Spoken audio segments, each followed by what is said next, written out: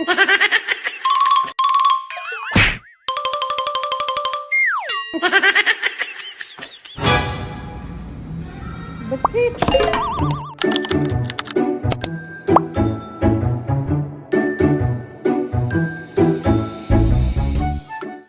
Hi, hello guys! This is Percy, ang piling vlogger ng Alcala.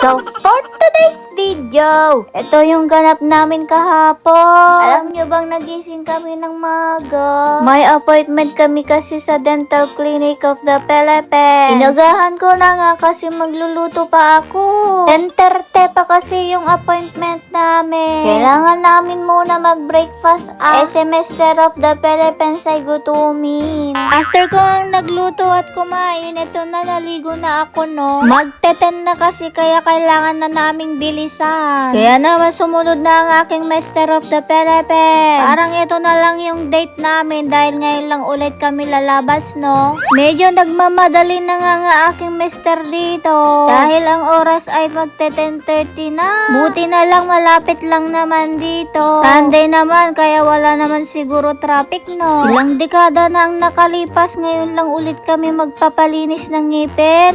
Charis. 10:03 pa lang kaya kaya namin to no. Yung ang seryoso ng driver mo pero ikaw, passenger princess yan. Medyo malapit na nga kami sa aming paroroonan at nandito na kami. At dahil wala kaming parkingan doon sa dental clinic, dito na muna kami sa Robinson Easy Mart. At para naman hindi kami mahiyang magpark dito, kailangan naming pumasok at magbumili ng anything. Nakakahiya naman kasi talaga magpa-park ka dito tapos wala kang bibilhin dito no. Bumili lang ang aking mister ng pangchitsa. Siyempre bibili din ako ng chia seed ko. Alam mo bang maganda ito sa ating kalusugan? Timplahin mo lang ito sa tubig na may lemon. And it's up to you kung gusto mong lagyan ng pang sweet. Pero sa akin kasi okay na ang lemon at saka chia seed. Okay na ang lahat kaya malakas na ang loob namin mag-park dito. Magwa-walking distance na nga lang kami dahil malapit naman na. Marami namang mas malapit na dental clinic pero ito lang yung pwede sa health card namin. Alam mo naman ang Philippines, ang mahal magpalinis ng ngipin no? Buti na lang na pangasawa ko ang Mr. of the Philippines. Eh kung wala tong health card na to baka abutin ng 2,000 to 4,000 to 5,000 of the Philippines. Lalo na kapag magpapasta ka pa. Anyway, sa mga oras na ito ay nagtanong ako kay Doc kung bakit laging nagkakaroon ako ng tartar dyan sa baba. Ang sabi naman niya, may konting space daw kasi kaya madaling pasukan ng mga kinakain kong food. At para maiwasan ito, after kong kumain, kailangan ko daw gumamit ng dental floss para hindi siya magtagal or may stuck yung food sa pagitan ng mga ngipin natin. Hindi pa sapat yung 3 times a day kang nagtotot brush. Anyways, natapos na din yung master ko, nagpalinis din siya at nagpapasta. Masarap na namang kumain ng kung ano-ano nito.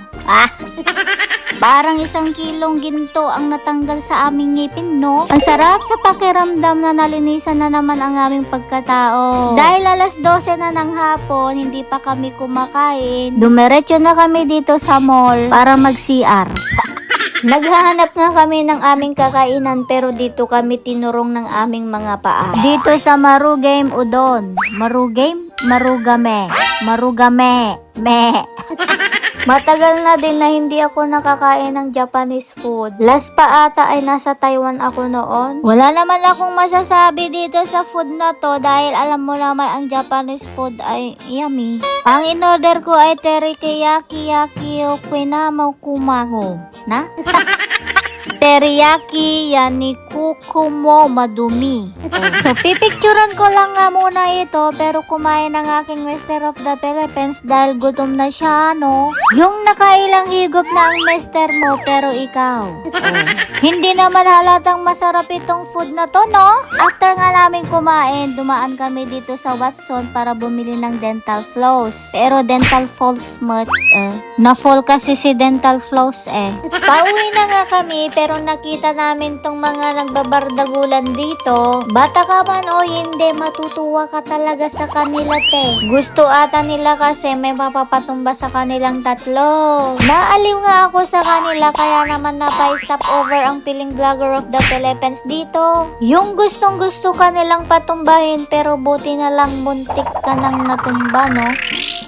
Sobrang nasiyahan nga ako sa kanila pero yung mister ko nag-aya na ng uwian. Pero bago ang lahat ay dumaan muna kami dito sa Bebang of the Philippines. Sobrang sarap nitong halo-halo na to, no? Pero sobrang sarap naman yung presyo niya. Isa nga lang ang binili ng aking mister dahil paghatian na lang daw namin ito dahil busog pa kami eh. Hindi ko alam kung anong pumasok sa aking isipan bakit ako ngumingiti dyan. Dahil siguro nalinisan na naman ang ngipin ko. Hindi ko alam nakauwi at nakarating na nga kami dito sa bahay. Hindi pa nga namin makakain tong halo-halo kaya ilalagay ko muna sa ref. So hanggang dito na lang muna kapiling ko. Bye Philippines!